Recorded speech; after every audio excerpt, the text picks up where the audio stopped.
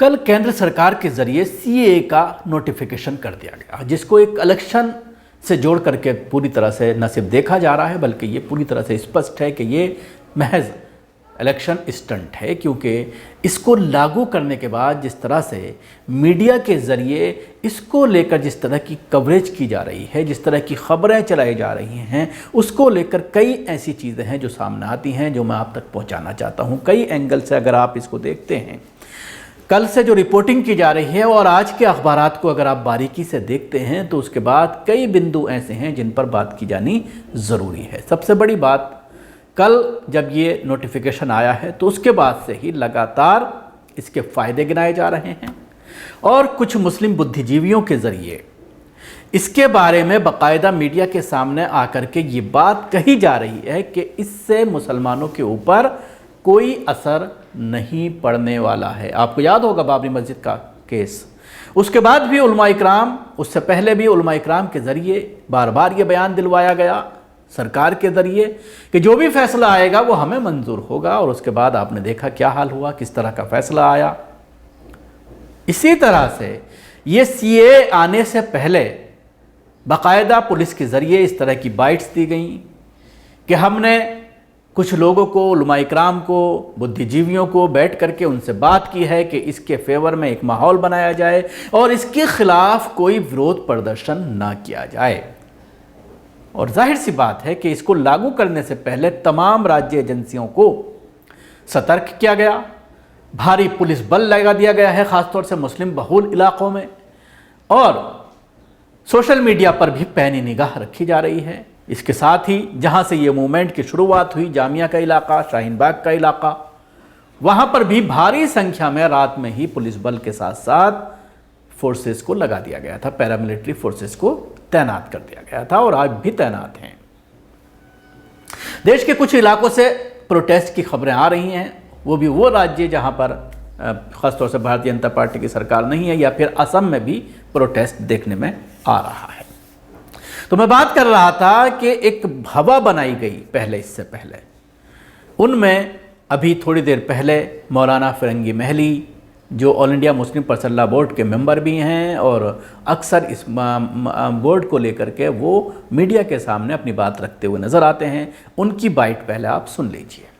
इसको अपनी जो लीगल कमेटी है, लीगल टीम है, वो उसको स्टडी करेगी। तमाम लोगों की जिम्मेदारान की तरफ से बात आ रही है कि इससे किसी की सिटीजनशिप नहीं जाएगी, और तमाम लोगों से मेरी यही अपील है कि हर तरीके से अमन अमान कायम रखें, और हम लोगों की लीगल कमेटी इसको पूरा स्टडी करने के बाद ही अपनी बात कहेगी और उसके बाद ही कोई बात कही जा सकती है। इस समय इस तरह का आना कैसे देखते हैं आप चुनाव को लेकर? अब तो ये जाहिर बात है, जब नोटिफिकेशन आ गया है तो जिन लोगों ने नोटिफिकेशन जारी किया है वही इस सिलसिले में कुछ कह सकते हैं, लेकिन जो हम लोगों की बात है वो यही है कि सबसे यही अपील है कि किसी भी तरीके से पैनिक में मुब्तला ना हो, अमन अमान कायम रखें, और इंशाल्लाह अपनी कमेटी, अपनी लीगल कमेटी उसको स्टडी करेगी और फिर आगे का फर्दर कोर्स ऑफ जो भी नज़रिया होगा वो पेश किया जाएगा। सोशल मीडिया पर लोग दबा देते हैं नहीं, सोशल मीडिया पर भी तरह तरह की बातें नहीं लिखनी चाहिए और सोशल मीडिया का भी गलत इस्तेमाल नहीं करना चाहिए, ना मीडिया का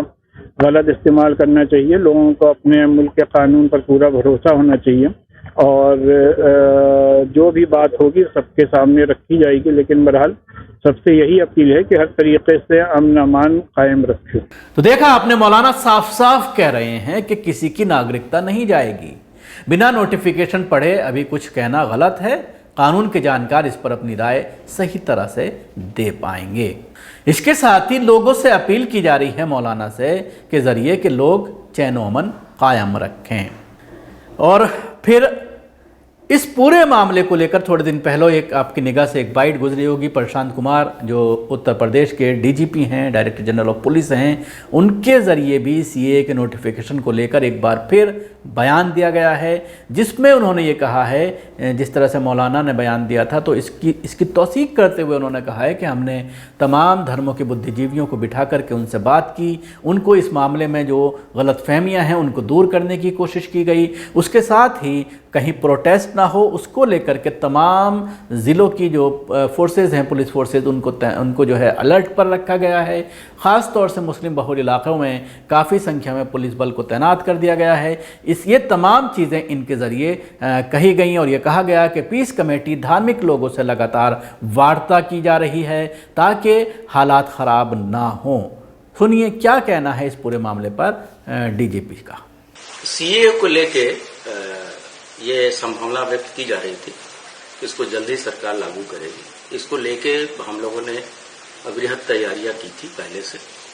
और हमारे जितने भी फील्ड के अधिकारी हैं उनको इस संबंध में सेंसिटाइज कर दिया गया था, और उनकी लगातार सभी स्टेक होल्डर्स जैसे धार्मिक नेता हैं, पीस कमेटी के मेंबर्स हैं, डिजिटल वॉलंटियर्स हैं और सिविल डिफेंस के लोग हैं, उनके साथ लगातार वार्ता चल रही थी। और मैं पुनः यह स्पष्ट करना चाहूंगा कि सीएए एक ऐसा रूल है जिसके साथ किसी के साथ कोई नागरिकता किसी की जानी नहीं। एक इनेबलिंग प्रोविजन है जिससे कि किसी को नागरिकता दी जाएगी, और वो ऐसे लोगों की जो हमारे पड़ोसी देशों से धार्मिक कारणों से परेशान होकर यहां आए हैं। उनकी संख्या भी बहुत कम है और इसका व्यापक असर भी दिख रहा है। सभी धार्मिक नेताओं ने इस संबंध में अपनी पॉजिटिव टिप्पणी दी है और हम लोग लगातार एहतियात बरत रहे हैं। और जहां तक कानून व्यवस्था बनाए रखने का प्रश्न है, इसके लिए हम लोगों ने 179 कंपनी पीएसी, 100 कंपनी हमें सीएपीएफ भी मिली हुई है चुनाव के दृष्टिगत, उसका उपयोग कर रहे हैं। इसके अलावा जितने भी तकनीकी संसाधन हैं, हमारे सीसीटीवी है, हमारे ड्रोन कैमरा हैं, हमारे बाइनोकुलर्स हैं, अन्य जो तैयारियां एक संवेदनशील प्रकरण को डील करने की होती है वो चीजें हो रही हैं। सेक्टर स्कीम के तहत सभी लोग लगातार भ्रमणशील है। अभी तक कहीं से कोई अप्रिय घटना की सूचना नहीं है और मुझे पूरा विश्वास है कि हमारी जो सशक्त एक टीम है फील्ड में, मजिस्ट्रेट्स की, पुलिस अधिकारियों की, वो इस पूरे प्रकरण को लोगों के साथ मिल बैठ के निपटा लेंगे और आने वाले समय में यहाँ किसी भी तरह की कानून व्यवस्था उत्पन्न नहीं होने दी जाएगी। ऐसे स्थान जहाँ पहले दिक्कतें हुई थी या कुछ जो संवेदनशील स्थान हम लोगों ने चिन्हित किए हैं या कुछ संवेदनशील और इस तरह के उपद्रवी तत्वों की पहचान भी हम लोगों ने की, उन पर लगातार और सतर्क दृष्टि है। हमारी डिप्लॉयमेंट जो फील्ड में है वो उसी के मद्देनजर है। कहीं से भी कोई व्यक्ति अगर गड़बड़ी करने की कोशिश करेगा, आम जनता पे रूमर फैलाने की कोशिश करेगा, तो हम उस पर कठोर कार्रवाई करेंगे। तथा साथ ही हमारे मुख्यालय तथा सभी फील्ड लेवल पे सोशल मीडिया की मॉनिटरिंग भी राउंड द क्लॉक की जा रही है। 24 घंटे हमारे अधिकारी चीजों को देख रहे हैं। डीजीपी मुख्यालय स्तर से भी जो कंट्रोल रूम है, इसमें एक राजपत्रित अधिकारी के नेतृत्व में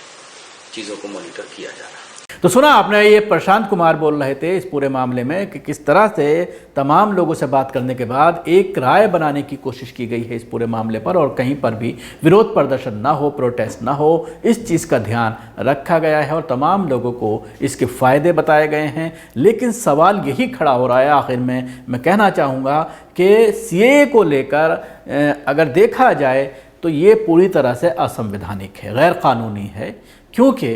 किसी एक धर्म के लोगों को इससे एक्सटेंशन अलग करना, उससे हटाना, ये कहीं ना कहीं लोगों को इसको लेकर के ऑब्जेक्शन है, जिसका विरोध पिछली बार भी हुआ था। और अगर इसी तरह के उलमा इकराम, मौलाना फिरंगी महली को ले लीजिए या देश की बड़ी बड़ी मुस्लिम जमातों को ले लीजिए, अगर इनके ऊपर निर्भर रहे होती शाहीन बाग की महिलाएं, तो शायद इतना बड़ा प्रोटेस्ट जो अपना इतिहास में नाम दर्ज करा चुका है, सबसे लंबा प्रोटेस्ट चलने वाला, और जगह जगह पर शाहीन बाग जो बन गई थी, शायद ये नहीं हो पाता अगर इसी तरह के उलमा इकराम पर भरोसा